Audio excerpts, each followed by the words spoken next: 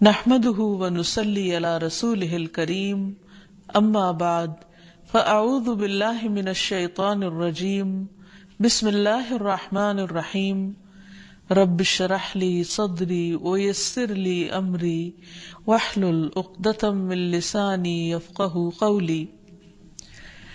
السلام علیکم ورحمۃ اللہ وبرکاتہ۔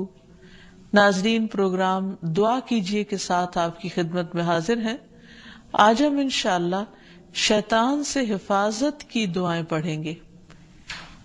شیطان انسان کا کھلا دشمن ہے۔ اس دشمن سے بچنے کے لیے اللہ سبحانہ وتعالیٰ کی پناہ لینا ضروری ہے، اور اس کے لیے اللہ تعالیٰ سے دعا کرنا اور غیر اللہ سے اجتناب کرنا۔ اللہ سبحانہ وتعالیٰ فرماتے ہیں وَقَالَ رَبُّكُمُ ادْعُونِي أَسْتَجِبْ لَكُمْ، تمہارا رب کہتا ہے تم مجھ سے دعا مانگو، میں تمہاری دعا قبول کروں گا۔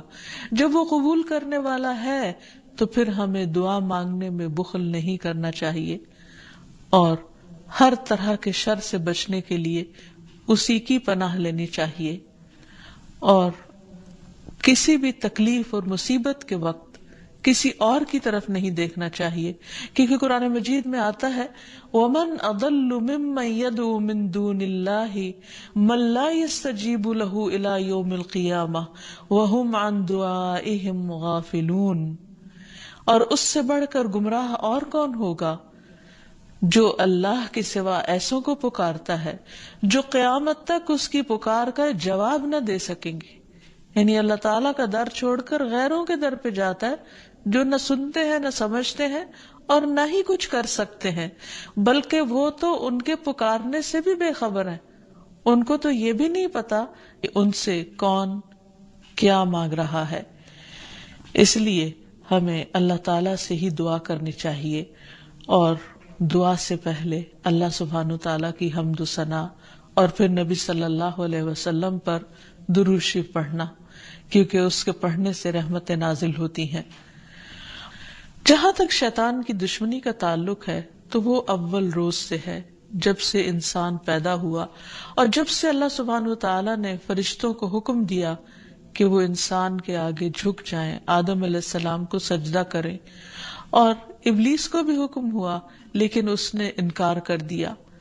وہ انسان سے حسد کرنے والا ہے، انسان کا دشمن ہے، اور ہر طرح سے دنیا اور آخرت دونوں میں خرابی ڈالنے کی کوشش کرتا ہے۔ اللہ تعالیٰ قرآن مجید میں فرماتے ہیں کہ شیطان انسان کو چھوڑ جانے والا ہے، اور شیطان اور اس کا گروہ انسانوں کو بھٹکاتے رہتے ہیں تاکہ وہ ان کے ساتھ جہنم کی آگ میں جا گریں۔ اس لیے ہمیں خصوصی طور پر محتاط رہنے کی ضرورت ہے، اور بہت واضح طور پر یہ پتہ کرنے کی کہ رحمان کا راستہ کون سا ہے اور شیطان کا کون سا ہے، اور اس میں سے جو راستہ اللہ تعالیٰ کی طرف جانے والا ہو، صراط مستقیم ہو، اسے ہر صورت میں پکڑ لیا جائے اور اس پر دوام یا پابندی کی جائے۔ پھر یہ بھی یاد رہے کہ شیطان ہر انسان کے ساتھ ہے، یعنی وہ ایک بچے کو بھی نہیں چھوڑتا اور بوڑھے کو بھی نہیں چھوڑتا، موت کے وقت تک وہ انسان کے ساتھ لگا رہتا ہے تاکہ انسان اللہ تعالیٰ کے ساتھ کفر کرے، شرک کرے، ناشکری کرے، اللہ سبحانہ وتعالیٰ کے بارے میں بری بری باتیں سوچے۔ تو ایسے میں جب بھی کبھی انسان کو اللہ تعالیٰ سے کوئی ناراضگی دل میں پیدا ہونے لگے تو فوراً سمجھے کہ یہ دراصل شیطان کا وسوسہ ہے۔ پھر یہ بھی یاد رہے کہ شیطان انسان پر مختلف طریقے سے حملے کرتا ہے، مثلاً اللہ تعالیٰ کے بارے میں شک پیدا کرنا۔ رسول اللہ صلی اللہ علیہ وسلم نے فرمایا تم میں سے کسی کے پاس شیطان آتا ہے اور تمہارے دل میں پہلے تو یہ سوال پیدا کرتا ہے کہ فلاں چیز کس نے پیدا کی، فلاں چیز کس نے پیدا کی، یہاں تک کہ آخر میں اس بات تک پہنچا دیتا ہے، کہتا ہے کہ خود تمہارے رب کو کس نے پیدا کیا۔ جب کسی شخص کو ایسا وسوسہ ڈالے تو اللہ سے پناہ مانگنی چاہیے اور اس شیطانی خیال کو چھوڑ دینا چاہیے۔ پھر اسی طرح شیطان انسان کو اللہ تعالیٰ کی اطاعت سے روکتا ہے۔ اس نے پہلے ہی دن یہ کہا تھا قال فبما اغویتنی لاقعدن لهم صراطک المستقیم، کہ ابلیس نے کہا کہ تو نے مجھے گمراہی میں مبتلا کیا، نعوذ باللہ، وہ اللہ تعالیٰ کو بلیم کر رہا ہے، تو اب میں بھی تیری سیدھی راہ پر گھات لگا کر بیٹھوں گا، پھر انسانوں کے آگے سے، پیچھے سے، دائیں سے، بائیں سے، غرض ہر طرف سے ان کو گھیروں گا، اور تو ان میں سے اکثریت کو شکر گزار نہ پائے گا۔ اور ایک حقیقت ہے کہ بہت کم لوگ ایسے ہیں جو خود کو ملنے والی نعمتوں پر شکر گزار ہوں اور خوش ہوں۔ بہت سے لوگ تو بندوں سے اور اللہ تعالیٰ سے شکوہ ہی کرتے چلے جاتے ہیں، اور جو کچھ ملا ہے اس کو نہیں دیکھتے۔ پھر اسی طرح شیطان کے کاموں میں سے ایک کام یہ ہے کہ وہ لوگوں کے دلوں میں فتنے پیدا کرتا ہے، لوگوں کے درمیان جھگڑے اور فساد پیدا کرتا ہے، خصوصاً میاں بیوی کے درمیان۔ اس سلسلے میں حدیث میں آتا ہے کہ شیطان کے لشکر جب لوگوں میں فتنہ ڈالنے جاتے ہیں تو ان میں سے ایک آتا ہے اور کہتا ہے کہ میں نے اس طرح کیا اور اس طرح کیا، تو شیطان کہتا ہے کہ تو نے کوئی بڑا کام نہیں کیا، یعنی اگر عام لوگوں میں جھگڑے فساد کرواتا ہے تو اس کو وہ کوئی کام نہیں گردانتا۔ پھر ان میں سے ایک اور آتا ہے اور کہتا ہے کہ میں نے فلاں آدمی کو اس وقت تک نہیں چھوڑا جب تک اس کے اور اس کے بیوی کے درمیان جدائی نہیں ڈال دی، یعنی لڑائی نہیں کروا دی۔ شیطان اسے اپنے قریب کر کے کہتا ہے کہ ہاں تو نے اچھا کیا، اور پھر اسے وہ اپنے ساتھ چمٹا لیتا ہے۔ اور ایک اور روایت میں آتا ہے کہ پھر وہ اس کے سر پر ایک تاج رکھ دیتا ہے کہ تم نے سب سے بڑا کام کیا۔ کیونکہ حقیقت یہ ہے کہ اگر شوہر بیوی کے درمیان اختلافات ہوں گے، لڑائی جھگڑے ہوں گے، تو گھر کی چولہے ڈھیلی ہو جائے گی، اور جب گھر کے اندر سکون نہیں رہے گا تو پھر اس سے بہت ساری بے پناہ خرابیاں پھوٹیں گی۔ اس لیے شوہر بیوی کے درمیان باہم محبت کا ہونا ایک بہت بڑی نعمت ہے۔ شقیق کہتے ہیں کہ ایک شخص جس کا نام ابو جریر تھا، وہ ابن مسعود کے پاس آیا اور اس نے کہا، میں نے ایک کنواری لڑکی سے شادی کی ہے، لیکن میں خوف زدہ ہوں کہ وہ مجھ سے نفرت کرے گی۔ تو ابن مسعود نے فرمایا کہ الفت اللہ کی طرف سے ہوتی ہے اور بغض شیطان کی طرف سے۔ شیطان چاہتا ہے کہ تمہارے لیے اس چیز کو ناپسندیدہ کر کے دکھائے جو اللہ نے تمہارے لیے حلال کی ہے، تاکہ انسان پھر حرام کی طرف مائل ہو۔ اسی طرح باہم بہن بھائیوں کے درمیان، دوستوں کے درمیان عداوت اور دشمنی پیدا کرتا ہے۔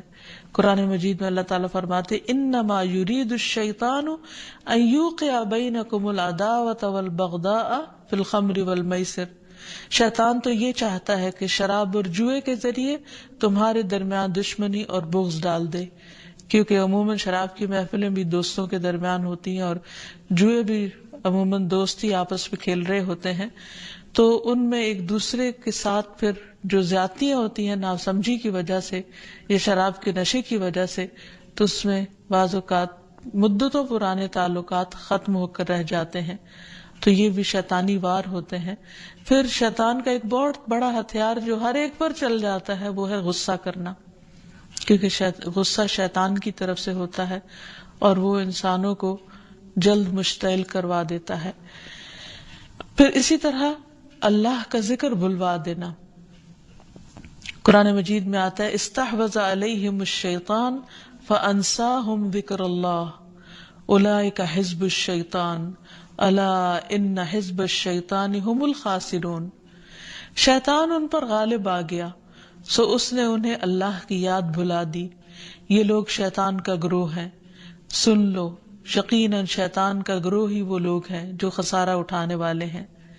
پھر اسی طرح شیطان کا ایک بہت بڑا وار نماز میں وسوسے ڈالنا ہے۔ اکثر لوگ نماز کے اندر بھول جاتے ہیں اور نماز کے وسوسوں کی شکایت کرتے ہیں، اور نماز میں خشوع و خضوع کو سب سے مشکل کام گردانتے ہیں۔ حقیقت یہ ہے کہ نماز میں خشوع و خضوع اور کنسنٹریشن انسان کو جنت الفردوس کا مستحق بناتا ہے، لیکن جب انسان کی نماز خشوع و خضوع سے خالی ہوتی ہے، یعنی اس میں کنسنٹریشن نہیں ہوتی، تو انسان کو یوں محسوس ہوتا ہے جیسے اس نے نماز پڑھی ہی نہ ہو۔ اور جب سب سے پہلا فریضہ ہی انسان کا ڈھیلا پڑ جاتا ہے یا صحیح طور پر ادا نہیں ہوتا، تو ایسی صورت میں انسان کے دل میں کبھی بھی پھر اطمینان اور سکون نہیں آتا. تو بہرحال رسول اللہ صلی اللہ علیہ وسلم نے فرمایا کہ جب نماز کے لیے اذان دی جاتی ہے تو شیطان ہوا خارج کرتا ہے اور بڑی تیزی کے ساتھ پیٹھ موڑ کر بھاگتا ہے تاکہ اذان کی آواز نہ سن سکے، اور جب اذان ختم ہو جاتی ہے تو پھر واپس آ جاتا ہے، لیکن جو ہی تکبیر شروع ہوتی ہے پھر پیٹھ موڑ کر بھاگ جاتا ہے. جب تکبیر بھی ختم ہو جاتی ہے تو شیطان دوبارہ آ جاتا ہے اور نمازی کے دل میں وسوسے ڈالتا ہے اور کہتا ہے فلاں بات یاد کرو، فلاں بات یاد کرو. ان باتوں کی شیطان یاد دہانی کراتا ہے جن کا اسے کبھی خیال نہ گزرا تھا. اس طرح انسان کو محو کرتا ہے ان خیالات میں، یہاں تک کہ انسان کو یہ بھی یاد نہیں رہتا کہ اس نے کتنی رکعتیں پڑھی تھی، یعنی اس کو رکعتوں کی تعداد تک بھول جاتی ہے.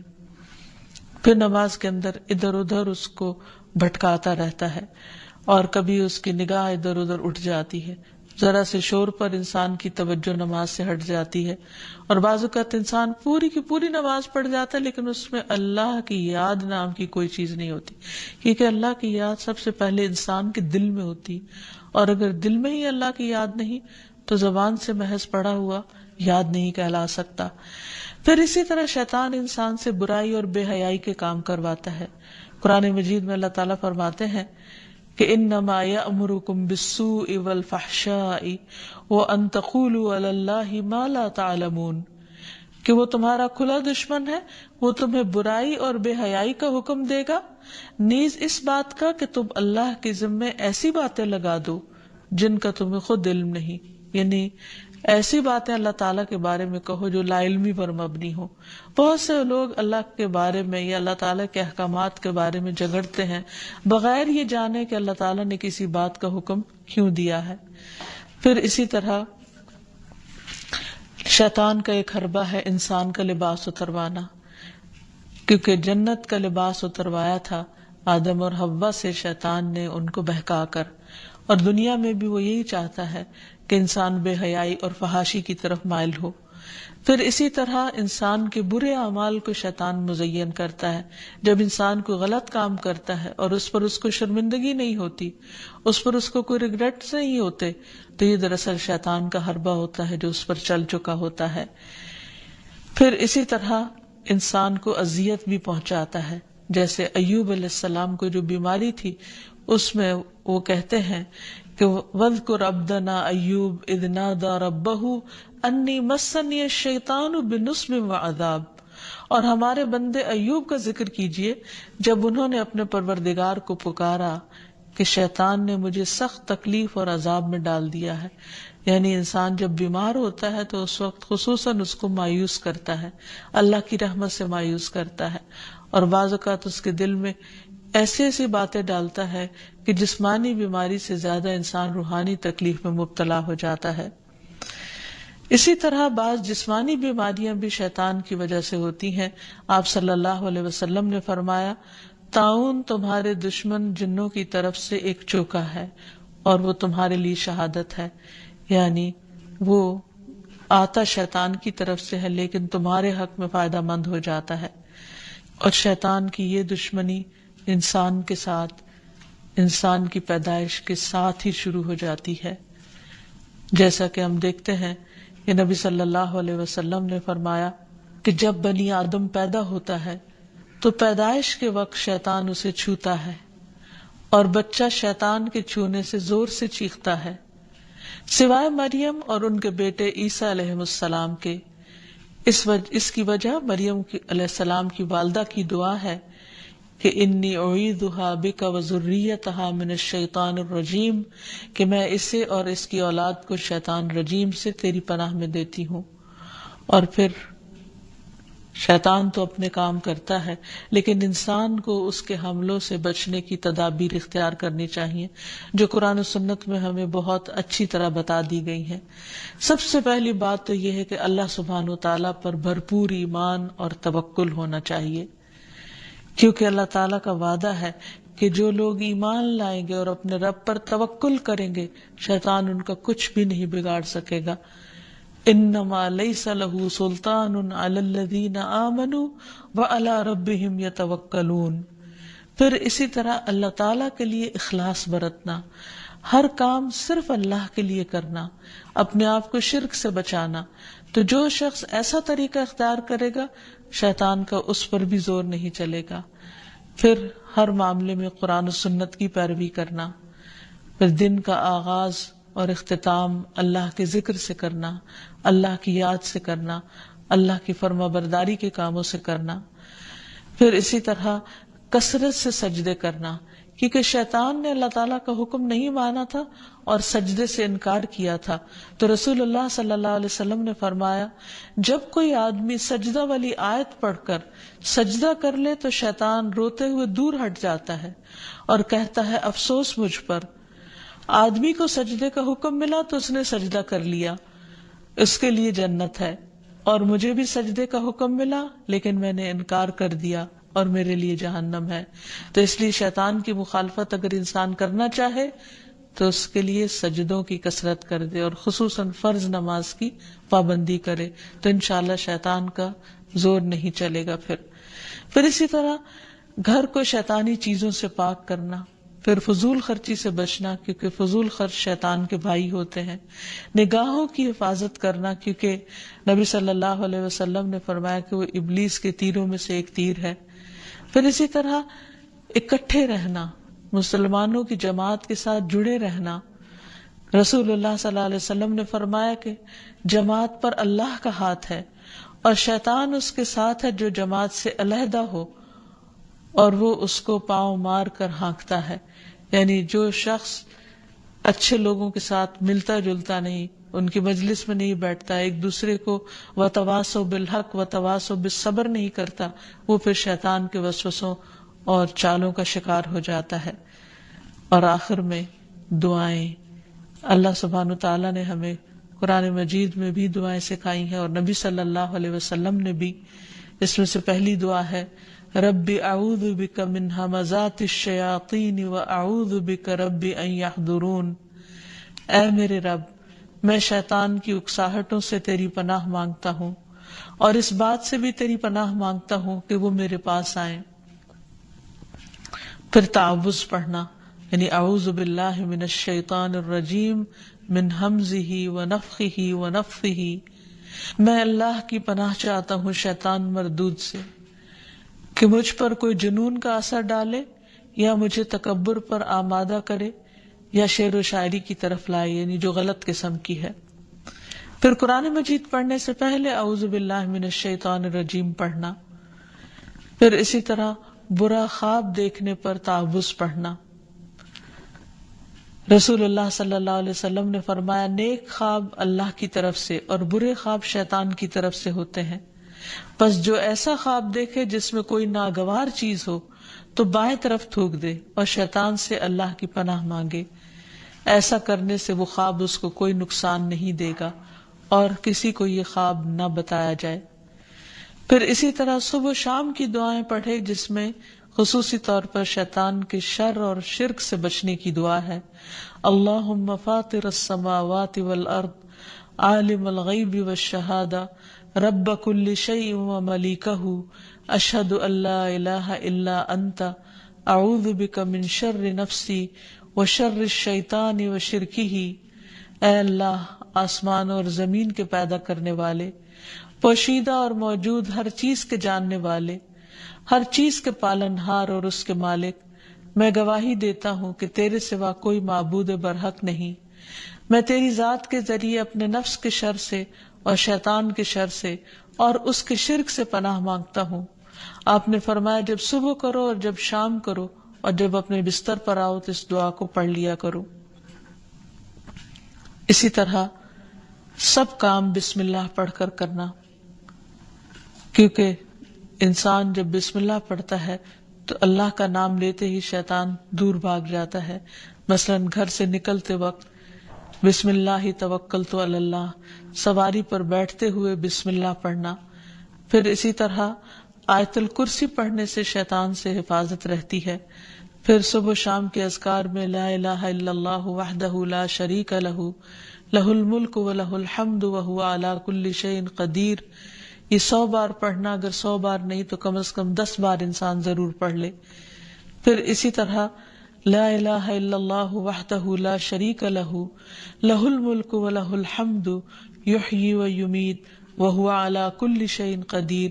جو شخص مغرب کے بعد 10 بار پڑھے گا اللہ تعالیٰ اس کی حفاظت کے لیے اسلحہ بردار فرشتے مقرر کر دیں گے جو اس کی صبح تک شیطان سے حفاظت کریں گے. تو اس لیے ہمیں بھی ان اذکار اور دعاؤں کا اہتمام کرنا چاہیے. اگر زبانی یاد نہ ہو تو دیکھ کر بھی پڑھے جا سکتے ہیں، لیکن حقیقت یہ ہے کہ اللہ کا ذکر ایک مضبوط قلعہ ہے جس میں انسان پناہ لیتا ہے ہر قسم کے شر سے بچنے کے لیے، خصوصاً شیطان کے شر سے. تو اللہ تعالی ہم سب کو اس سے محفوظ رکھے. وآخر دعوانا ان الحمد للہ رب العالمین. شر نفسی و شر الشیطان و شرکہ. اے اللہ، آسمان اور زمین کے پیدا کرنے والے، پوشیدہ اور موجود ہر چیز کے جاننے والے، ہر چیز کے پالن ہار اور اس کے مالک، میں گواہی دیتا ہوں کہ تیرے سوا کوئی معبود برحق نہیں. میں تیری ذات کے ذریعے اپنے نفس کے شر سے اور شیطان کے شر سے اور اس کے شرک سے پناہ مانگتا ہوں. آپ نے فرمایا جب صبح کرو اور جب شام کرو اور جب اپنے بستر پر آؤ تو اس دعا کو پڑھ لیا کرو. اسی طرح سب کام بسم اللہ پڑھ کر کرنا، کیونکہ انسان جب بسم اللہ پڑھتا ہے تو اللہ کا نام لیتے ہی شیطان دور بھاگ جاتا ہے. مثلا گھر سے نکلتے وقت بسم اللہ توکلت علی اللہ، سواری پر بیٹھتے ہوئے بسم اللہ پڑھنا. پھر اسی طرح آیت الکرسی پڑھنے سے شیطان سے حفاظت رہتی ہے. پھر صبح و شام کے اذکار میں لا الہ الا اللہ وحدہ لا شریک لہ لہ الملک ولہ الحمد وہو علی کل شیء قدیر. یہ 100 بار پڑھنا، اگر 100 بار نہیں تو کم از کم 10 بار انسان ضرور پڑھ لے. پھر اسی طرح لا الہ الا اللہ وحدہ لا شریک لہ لہ الملک ولہ الحمد یحیی ویمیت وہو علی کل شیء قدیر. جو شخص مغرب کے بعد 10 بار پڑھے گا اللہ تعالیٰ اس کی حفاظت کے لیے اسلحہ بردار فرشتے مقرر کر دیں گے جو اس کی صبح تک شیطان سے حفاظت کریں گے. تو اس لیے ہمیں بھی ان اذکار اور دعاؤں کا اہتمام کرنا چاہیے. اگر زبانی یاد نہ ہو تو دیکھ کر بھی پڑھے جا سکتے ہیں، لیکن حقیقت یہ ہے کہ اللہ کا ذکر ایک مضبوط قلعہ ہے جس میں انسان پناہ لیتا ہے ہر قسم کے شر سے بچنے کے لیے، خصوصاً شیطان کے شر سے. تو اللہ تعالی ہم سب کو اس سے محفوظ رکھے. وآخر دعوانا ان الحمد للہ رب العالمین.